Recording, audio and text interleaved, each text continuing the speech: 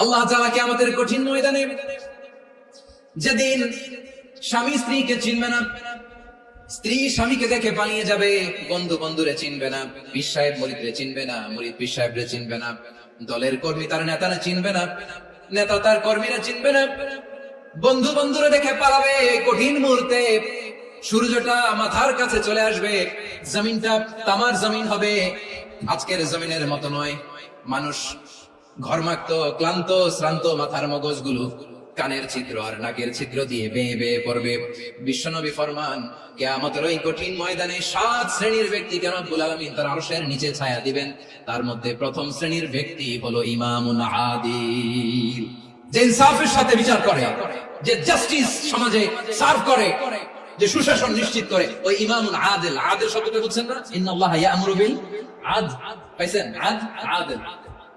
7 শ্রেণীর ব্যক্তিকে আল্লাহ তাআলা সুশীতল আরশের নিচে ছায়া দিবেন, যেদিন তার দেয়া ছায়া ছাড়া কোনো ছায়া থাকবে না। এর প্রথম হচ্ছে ইমামুন আদিল, ন্যায়পরায়ণ শাসক। চিল্লায় বলেন সুবহানাল্লাহ। আবার বিশ্বনবী বললেন, ইন্নাল মুকসিতিনা ইনদাল্লাহি আলা মানাবিরা মিন নূর আন ইয়ামিনির রহমান। কিয়ামতের দিন যারা ন্যায়পরায়ণ হিসেবে আল্লাহর সামনে দাঁড়াবে, কিয়ামতের দিন রব্বুল আলামিন তার আরশের ডান দিকে ওই ন্যায়পরায়ণ লোকদের জন্য আরশের ডান দিকে একটা নূরের মিম্বারে তাদেরকে বসার সুযোগ করে দিবে। আল্লাহর আরশের ডান দিকে ন্যায়পরায়ণ লোকদের জন্য আল্লাহ তাআলা নূরের মিম্বার বানাবে। চারটেখানে কথা মনে করেছেন? আল আদাল, জাস্টিস। ইন্নাল্লাহা ইয়া'মুরু বিল আদল। আল্লাহ তাআলা এই আদালতের নির্দেশনা দেন, সুবিচার, সুশাসন। প্রিয় ভাইরা, এটা আমরা বাংলাদেশে চাই কি চাই না? এই যে অরাজকতা, এই যে অন্যায়, এই যে জুলুম, এই যে ইনকনসিস্টেন্সি, সমাজের অসঙ্গতির প্রধান কারণ জাস্টিস নাই, সুবিচার নাই, সুশাসন নাই। শেষবারের মতো আওয়াজ করে বলেন তো, আমরা বাংলাদেশে আদল চাই কি চাই না? তাহলে প্রথম নির্দেশনা শেষ, আল্লাহ তাআলা তোমাদেরকে আদলের আদেশ দেন। এরপর আল্লাহ বললেন, আমি তোমাদেরকে ইহসানের আদেশ দেই। ইন্নাল্লাহা ইয়া'মুরু বিল আদলি ওয়াল ইহসান। আমি তোমাদেরকে যেমনি আদলের নির্দেশনা দেই, তেমনি ভাবে তোমাদেরকে ইহসানের নির্দেশনা দেই। ইহসান, আওয়াজ করে সবাই বলেন তো ইহসান। ইহসান মানে কারো প্রতি সফট হার্টেড হওয়া, মহানুভব হওয়া, অনুগ্রহ পরায়ণ হওয়া, অনুগ্রহশীল হওয়া, একে অপরের প্রতি দয়াদ্র হওয়া। একে অপরের প্রতি দয়াদ্র, অনুগ্রহশীল হওয়া ছাড়া মানবিক সমাজ কশিনকালে গঠন করা সম্ভব না। প্রিয় ভাইরা, সুন্দর আচরণ দিয়ে, ইহসান দিয়ে যা জয় করা যায়, নরম আচরণ দিয়ে যেটা অর্জন করা যায়, কঠোরতা দিয়ে সেটা পারা যায় না। বিষ্ণু ঈসা ইসলাম ইহসান দিয়ে, কোমল আচরণ দিয়ে, তার অনুগ্রহ দিয়ে তিনি অনেক কাফিরের হৃদয়কে জয় করে ফেলেছেন। সাইয়েদনা সুমামা ইবনে উসাল রাদিয়াল্লাহু তাআলা আনহুর কথা মনে পড়ে যায়। তিনি ছিলেন ইয়ামামার বাদশা। মদিনাতে বিশ্বনবীকে হত্যা করার নিয়তে এসেছিলেন, গোপনে গোপনে বিশ্বনবীকে হত্যা করে আবার ইয়ামামাতে তিনি ফিরে যাবেন। কিন্তু কি অবাক করা কাণ্ড, হত্যা করতে পারে নাই, সাহাবাদের হাতে তিনি ধরা পড়ে গেলেন। সাইয়েদনা সুমামা ইবনে উসাল রাদিয়াল্লাহু তাআলা আনহু হত্যার নিয়তে আসলেন, কিন্তু হত্যা করতে পারলেন না। সাহাবারা ওনাকে ধরে ফেললেন, ধরে মসজিদে নববীর পিলারের মধ্যে বেঁধে রাখলেন। সুমামা ইবনে উসাল, সিরাত থেকে শোনাচ্ছি, রাদিয়াল্লাহু তাআলা আনহু ইয়ামামার অধিপতি ছিলেন। বিশ্বনবীকে হত্যার জন্য আসছেন, ধরা পড়ে গেছেন, এখন মসজিদে নববীতে বেঁধে রাখছেন। তার মানে বন্দী। এখন স্ট্যাটাস কি? বন্দী, ক্যাপ্টিভ। তো বিষ্ণু ঈসা ইসলাম সাহাবাদেরকে বললেন, তার খোঁজ খবর নিও, সুমামা ইবনে উসালের খোঁজ খবর নিও। সাহাবার বললেন, ইয়া রাসূলুল্লাহ, আপনাকে হত্যা করতে এসেছে, তার তো কঠিন ক্যাপিটাল পানিশমেন্ট হওয়া দরকার, কঠিন শাস্তি হওয়া দরকার। বিষ্ণু বললেন, না, আমি যেটা জানি তোমরা সেটা জানো না, তোমরা সুমামার সাথে ভালো আচরণ করো। বিশ্বনবী সুমামার কাছে গেলেন। প্রথম দিন যে তিনি কালেমার দাওয়াত দিলেন, ঈমানের দাওয়াত দিলেন, ইসলামের দাওয়াত দিলেন, রিসালাতের দাওয়াত দিলেন, আখিরাতের দাওয়াত দিলেন। পরের দিন যে বিশ্বনবী সালাতের দাওয়াত দিলেন, যাকাতের দাওয়াত দিলেন, ইসলাম কি, কিভাবে, কেমন করে পালন করতে হয় চমৎকার আর্টিকুলেট করতে শুরু করলেন।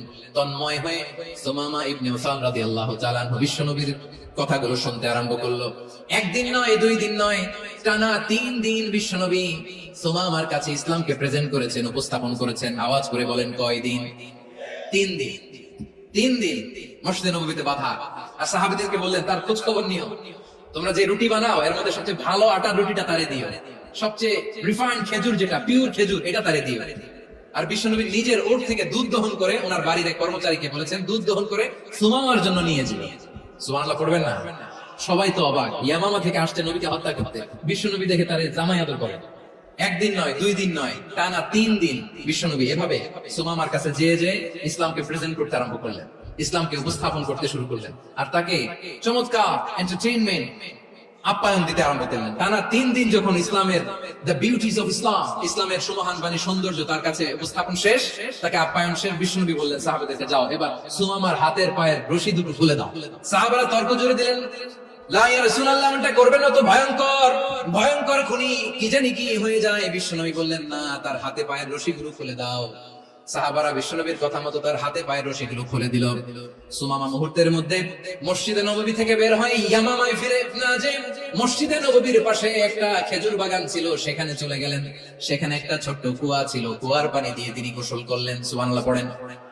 কুয়ার পানি দিয়ে গোসল করে মসজিদে নববীর সামনে এসে বিশ্বনবী এবং সাহাবাদের সামনে দাঁড়িয়ে সাব্বাবা উঁচু করে বললেন, আশহাদু আল্লা ইলাহা ইল্লাল্লাহ ওয়া আশহাদু আন্না মুহাম্মাদান আবদুহু ওয়া রাসূলুহু। আমি সাক্ষ্য দিচ্ছি আল্লাহ ছাড়া কোনো ইলাহ নাই, আর মুহাম্মদ আল্লাহ তাআলার প্রেরিত বান্দা এবং রাসূল। প্রিয় ভাইরা, ইহসান দিয়ে যা জয় করা যায়, কঠোরতা দিয়ে সেটা কঠিনকালেও জয় করা যায় না। আওয়াজ করে বলেন ঠিক কি না? এবার সুমামা দাঁড়িয়ে বলে, ওগো নবী, আমি তো কালিমা পড়ে মুসলমান হয়ে গেলাম, এবার শোনেন, এই মুহূর্তের আগে আপনার চেহারার চাইতে নিকৃষ্ট কোনো চেহারা আমার কাছে ছিল না, কিন্তু শাহাদা পাঠ করার পরে আপনার চেহারার চাইতে উত্তম শ্রেষ্ঠ কোনো চেহারা আমার কাছে আর নাই। ও নবী, আজকের দিনের আগে ইসলাম ধর্মের চেয়ে নিকৃষ্ট অপছন্দনীয় কোনো ধর্ম আমার কাছে ছিল না, কিন্তু এই মুহূর্ত থেকে ইসলামের চেয়ে সেরা শ্রেষ্ঠ পছন্দনীয় কোনো ধর্ম আমার কাছে নাই। নবী গো, আজকের দিনের আগে মদিনার চাইতে অপছন্দনীয় নিকৃষ্ট কোনো শহর আমার কাছে ছিল না, কিন্তু এই মুহূর্তের পর থেকে মদিনার চাইতে কোনো শ্রেষ্ঠ শহর আমার জানা নাই। সে ছিল গমের বড় ডিলার, গম বেচতো। কি বেচতো?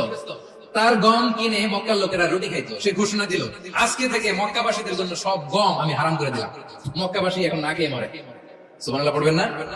মক্কাবাসী বিশ্বনবীর কাছে আসলেন, এসে বললেন, মুহাম্মদ, আমরা তো তোমার ভাই, তোমার চাচা, তোমার ভাতিজা, তোমার আত্মীয়, তুমি সুমামারে বলো সে যেন আবার গমের সাপ্লাই মক্কার জন্য অনুমতি দিয়ে দেয়। বিশ্বনবীর অনুমতি ক্রমে সুমামা আবার মক্কাতে গম পাঠাতে শুরু করলো। পড়েন সুবহানাল্লাহ। ইহসান, ইহসান দিয়ে আপনি যেটা জয় করতে পারবেন, you can win the heart of your enemies. ইহসান দিয়ে আপনি আপনার শত্রুর হৃদয়কে জয় করতে পারবেন। এজন্য আল্লাহ বললেন, ওয়া আনফিকু ফি সাবিলিল্লাহি ওয়া লা তুলকু বিআইদিকুম ইলাত তাহলুকা ওয়া আহসিনু ইন্নাল্লাহা ইউহিব্বুল মুহসিনিন। তোমরা আল্লাহর রাস্তায় দান করবে আর নিজেরা নিজেদেরকে ধ্বংসের হাতে ঠেলে দিও না। তোমরা একে অপরের প্রতি ইহসান করবে, কারণ ইহসানকারীদেরকে আল্লাহ বড় ভালোবাসে। সুবহানাল্লাহ পড়েন। আবার সূরা রহমান আল্লাহ বললেন, হাল জাযাউল ইহসানি ইল্লাল ইহসান ফাবিআইয়ি আলা, সবাই পড়েন, ফাবিআইয়ি আলাই রাব্বিকুমা তুকাযযিবান। ইহসানের প্রতিদান হিসেবে ইহসানি হয়। বিশ্বনবী সুমামার প্রতি যেমন ইহসান করেছেন, সুমামাও ঠিক তেমন ইহসান ফিরিয়ে দিয়েছে। ঠিক কি না বলেন? তাহলে 1 নম্বরে হচ্ছে আদ, ন্যায় বিচার। 2 নম্বরে সবাই বলেন ইহসান, সদাচরণ। ইহসান 2 ধরনের প্রিয় ভাই, ইহসান ফিল ইবাদা, ইহসান ফিল মুআমালা। ইহসান ফিল ইবাদা হচ্ছে একাগ্র অনুভবে ইবাদতে ডুব দেওয়া, এর নাম ইবাদতের ইহসান। সুবহানাল্লাহ পড়ুন। বিশ্বনবী বলেন, ইহসান মানে কি জানো নাকি? হাদিসে জিবরিলে সাইয়েদনা জিবরিল আলাইহিস সালাম বিশ্বনবীকে বললেন, আখবিরনি আনিল ইহসান। নবী আমাদেরকে বলেন ইহসান মানে কি? বিশ্বনবী বললেন, আনতা আবুদাল্লাহ কাআন্নাকা তারাহু ফাইন লাম তাকুন তারাহু ফাইন্নাহু ইয়ারাক। ইহসান মানে হলো এমন ভাবে তুমি আল্লাহর সামনে নিজেকে উজাড় করে ইবাদত করবে, তুমি ভাববে তুমি আল্লাহকে দেখতে পাচ্ছ। আর এটা যদি ভাবা তোমার জন্য কঠিন হয়ে যায়, অন্তত এতটুকু তুমি ভাববা যে আল্লাহ তোমাকে দেখতে পাচ্ছেন। ঠিক কি না বলেন? আমার বীর চট্টলার ভাইরা, কেউ যেটা দেখে না সেটা দেখে কে? এই বিশ্বাস হৃদয়ের মধ্যে আছে? নামাজে যখন দাঁড়ান এই ফিলিংসটা আনা যাবে? এসা পর্যন্ত যে আমরা হায়াত পাবো কোনো গ্যারান্টি আছে? সবাই আওয়াজ করে বলেন, গ্যারান্টি আছে? গ্যারান্টি নাই।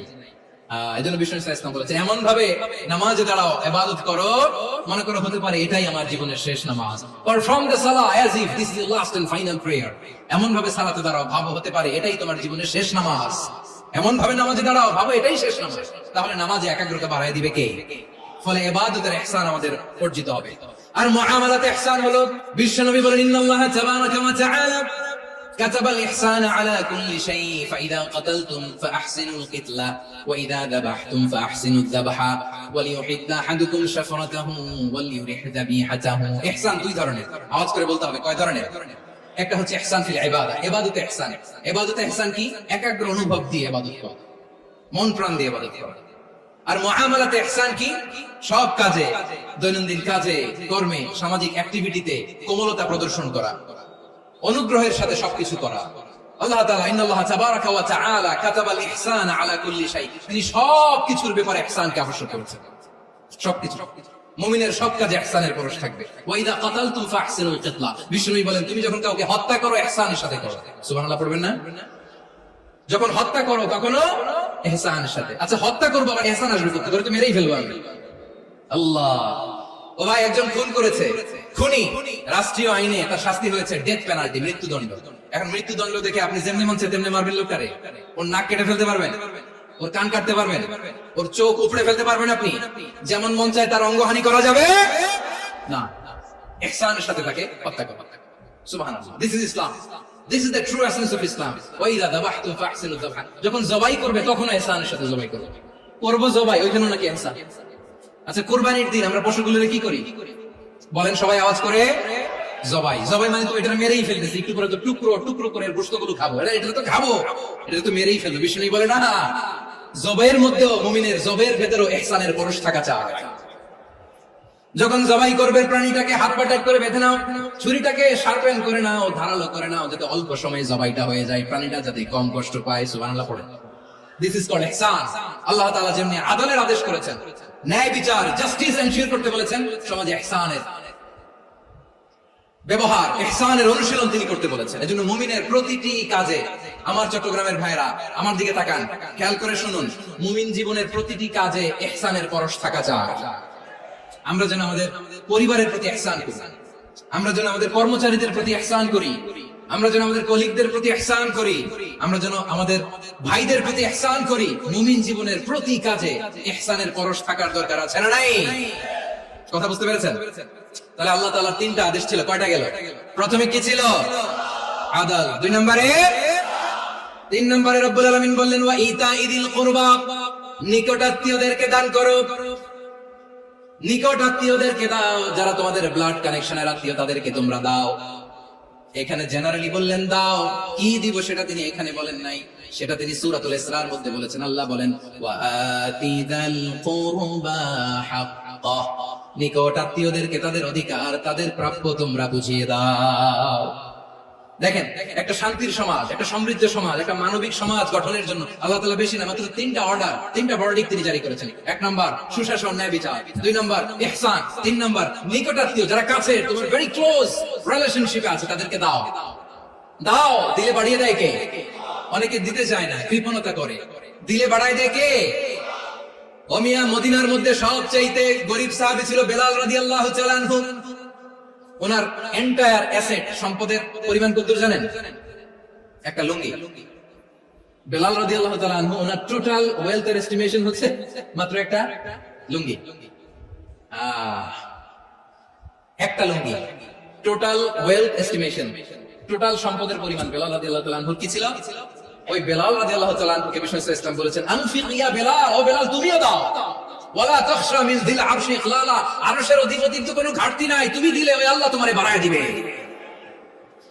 এজন্য আমার প্রিয় ভাইরা দিলে কমে না দিলে বাড়ে অনেকে ধরে রাখে নতুন কিছু নিতে পারে না হাত দিয়ে যেটা ধরে রেখেছেন এটা দিয়ে দেন বড় একটা ধরার সুযোগ পাবেন জোরে বলেন ঠিক কিনা রব্বুল আলামিন বললেন 3 নাম্বার আদেশ হলো তোমাদের প্রতি সমাজটারে কেমন করে মানবিক সমাজ সুন্দর সমাজ গড়বা 3 নাম্বার আদেশ হলো ওয়া আতিদাল কুরবা হাক্কা নিকটাত্মীয়দেরকে তাদের প্রাপ্য বুঝিয়ে দাও এই নিকটাত্মীয়দেরকে তাদের অধিকার বুঝিয়ে দাও প্রাপ্য বুঝিয়ে দেওয়াতে আমাদের গাফলতি আছে না নাই অনেকে দেখবেন অনেক আল্লাহওয়ালা তাহাজ্জুদ গুজার সিজদা দিতে দিতে কপালে কালো দাগ ফেলে দিছে সে তার বোনের হকটা আদায় করে নাই আছে না নাই অনেক বড় হাজী সাহেব বিশাল লম্বা দাড়ি ছেলেরে সব দিয়ে দিছে মেয়েরে কিছু দেয় নাই মেয়ের হক আদায় করে নাই আছে না নাই এই হাজী সাহেবেরা এই আল্লাহওয়ালারা কিয়ামতের ময়দানে আটকে যাবে আপনি অন্যের অধিকার নষ্ট করেছেন তাদের রাইটস কে ভায়োলেট করেছেন এজন্য আল্লাহ তাআলা বলেন কারো অধিকার যদি কেউ নষ্ট করে ওই সমাজটা মানবিক সমাজ কোশ্চিনকালেও হতে পারে না এজন্য 3 নম্বর আল্লাহ বললেন ওয়া ইতা ইদিল কুরবা, নিকট আত্মীয়দেরকে দাও। কি দিবা? তাদের অধিকার দিয়ে দাও। বোনের অধিকার বুঝিয়ে দাও, মেয়ের অধিকার বুঝিয়ে দাও, ফুফুর অধিকার বুঝিয়ে দাও। দেখবেন অনেক মায়েরা ছেলের পাতে মুরগির রান দেয়, মেয়ের পাতে দেয় মুরগির ঠ্যাং। তো মেয়ের কি মুরগির রান খেতে মনে চায় না? মনে চায় না? এমনটা করা যাবে না। নিকটাত্মীয়দেরকে অধিকার দিয়ে দাও, নিকটাত্মীয়ের সাথে সুসম্পর্ক রাখো। আদেশটা কার? এজন্য প্রিয় ভাইরা, জীবনে যদি বারাকা অর্জন করতে চান, নিকটাত্মীয়দের সাথে সুসম্পর্ক রাখতে হবে, তাদের জন্য উপহার পাঠাতে হবে। বিশ্বনবী বলেন লা ইয়াদখুলুল জান্নাতা কাতে, যে ব্যক্তি আত্মীয়তার সম্পর্ককে ছিন্ন করে দেয় সে কঠিন কালেও আল্লাহর জান্নাতে ঢুকবে না। আপনি কি এটা সহজ হাদিস মনে করছেন? এটা সহজ কথা? আপনি ভাবছেন আপনার নামাজ আপনার বাঁচাতে পারবে, আপনার রোজা বাঁচাতে পারবে, আপনার তাহাজ্জুদ আপনার বাঁচাতে পারবে? অধিকার নষ্ট করলে কিছুই আপনার বাঁচাতে পারবে না। এজন্য নিকট আত্মীয়দেরকে দিতে হবে বেশি বেশি। বিশ্বনবী বলেন ইন্নাস সাদাকাতা আলাল মিসকিনি সাদাকা ওয়া আলা যির রাহিমি ইসনাতান সাদাকাতুন ওয়া সালাহ। মিসকিনদের দান করলে শুধু দানের সওয়াব হয়, নিকট আত্মীয়কে দান করলে দুইটার সওয়াব হয়, সাদাকার সওয়াব হয়, আবার আত্মীয়তার বন্ধন অটুট রাখার সওয়াব হয়ে যায়। আবার বিশ্বনবী বললেন মান সাররাহু আইয়ুবসাতা লাহু ফি রিজকিহি ওয়া ইনসালাহু ফি আসারিহি ফালইয়াসিল রাহিমা, যে ব্যক্তি তার রিজিকের প্রশস্ততা চায় আর হায়াতে বরকত চায় সে যেন তার আত্মীয়ের সাথে সুসম্পর্ক রাখে। আমার প্রিয় চট্টলার ভাইরা, আমাদের রিজিক বাড়ুক এটা আমরা চাই কি চাই না? সবাই চান? হ্যাঁ, আমাদের রিজিকে প্রশস্ততা আসুক চাই কি চাই না? আমাদের হায়াতে বরকত আসুক আমরা চাই কি চাই না? এই দুইটা যদি চান তাহলে নিকট আত্মীয়দের সাথে সুসম্পর্ক রাখবেন, পারবেন? তাহলে সমাজটারে মানবিক সমাজ বানায় দিবে কে? 3টা আদেশ চলে গেল। 1 নম্বরে কি ছিল? 2 নম্বরে, 3 নম্বরে নিকট আত্মীয়দেরকে দান। আল্লাহ তাআলা 3টা জিনিসের যেমনি আদেশ করেছেন, অনুরূপ ভাবে 3টা বিষয় তিনি বারণ করেছেন, নিষেধ করেছেন। ওগুলোর কাছেও যাওয়া যাবে। রাব্বুল আলামিন বলেন ওয়ায়ানহা আনিল ফাহশাই ওয়াল মুনকারি ওয়াল বাগি, আমি যেমনি 3টি বিষয় আদেশ করলাম অনুরূপ ভাবে 3টি বিষয় বারণ করলাম, নিষেধ করলাম। আমার 1 নম্বর নিষেধাজ্ঞা হলো অশ্লীলতার প্রতি। ফাহশা ওয়ায়ানহা আনিল ফাহশা, আল্লাহ তাআলা অশ্লীলতাকে নিষেধ করেছেন। কোন জিনিসকে? সবাই বলুন কোন জিনিসকে? যত ধরনের, যত টাইপের, যত ক্যাটাগরির অশ্লীলতা হতে পারে সব অশ্লীলতাকে হারাম করেছেন কে? ফাহশা মানে কি?